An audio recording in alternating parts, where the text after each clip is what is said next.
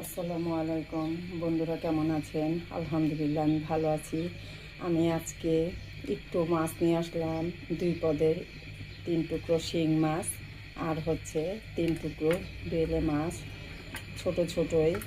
এখন আমি এটা কিভাবে রান্না করব, এটা আমার জন্য, তাই সেটাই শেয়ার করতেছি। এখানে আমি একটু হালকা হলুদ দিয়ে দিব আর দিয়ে দিব লবণ। এখন এটা একটু ভালো করে মেখে নেব। আমি মেখে এই মাছটা ভালো করে একটু কড়া কড়া করে ভেজে নিব। এই যে মাখানো হয়ে গেছে। নিয়ে নিয়েছি একটু বাঁধাকপি। আমি আজকে বাঁধাকপি দিয়েই রান্না করব। নিয়ে নিয়েছি সিম। এই সিমটা আমার গাছ থেকে পেরেছি কয়েকটা সিম, তাই এই সিমটাও এভাবে টুকরো করে নিয়েছি। আর নিয়েছি কিছুটা ছোট ছোট আলু, চিলকা সহকারে। এই দেখুন একটু একটু উঠেছে। এখন আমি রান্নায় চলে যাচ্ছি।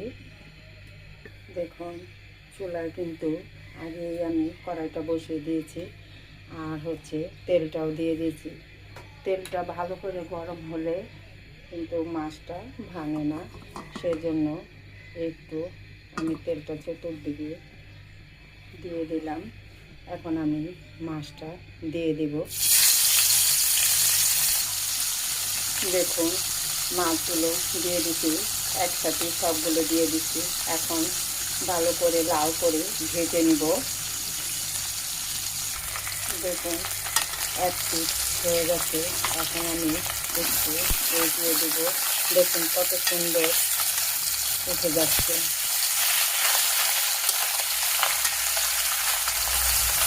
এভাবে লাল করে মাছগুলো ভেজে নিব। মাছগুলো ভাজা হয়ে গেছে, এখন আমি উঠিয়ে নিব। দেখুন এখন আমি তেলের মধ্যে দিয়ে দিব সিম আর আলুটা। এটা আমি একটু তেলে ভেজে নিব। এখানে আপনারা ইচ্ছে করলে হলুদ দিতে পারেন, কিন্তু আমি হলুদ দিব না। দেখুন আলু আর সিমটা ভাজা হয়ে গেছে, এখন আমি উঠিয়ে নিব। দিয়ে দিব আর একটু তেল। আর এখানে যে বাঁধাকপিটা আমি রেখেছি সেই কপিটা একটু ভেজে নিব। এখানে লবণ ইউজ করিনি, পরে করব।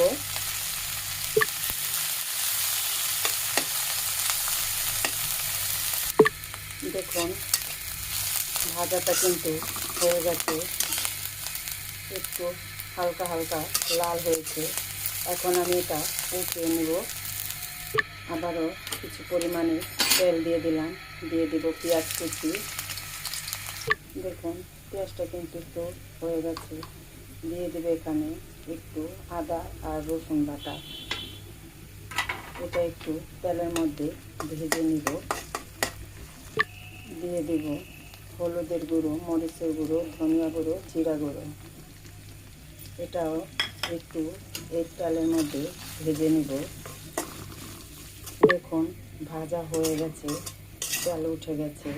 এখন আবার একটু পানি দিয়ে একটু কষিয়ে নিব।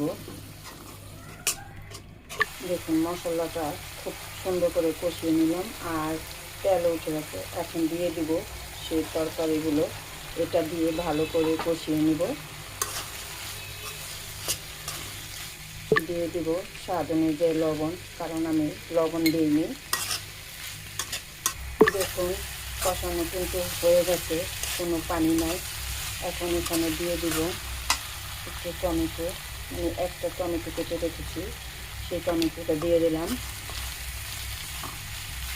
দিয়ে দিব পরিমাণ মতন পানি।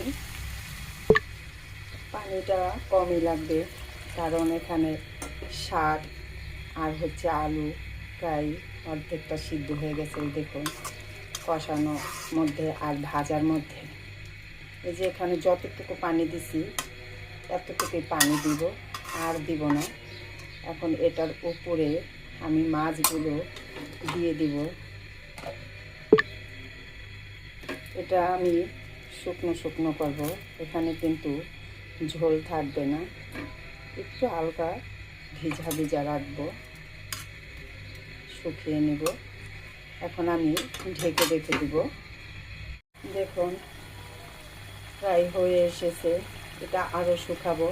এখন এর উপরে কিছুটা ধনিয়া পাতা দিয়ে দেব, কারণ ধনিয়া পাতাটা একটু সিদ্ধ হবে 2-1 মিনিট, তাতেই দেখা যাবে ঝোলের পরিমাণটা যতটুকু আছে আরও কমে যাবে। এখন আমি আবার একটু ঢেকে রেখে দিব।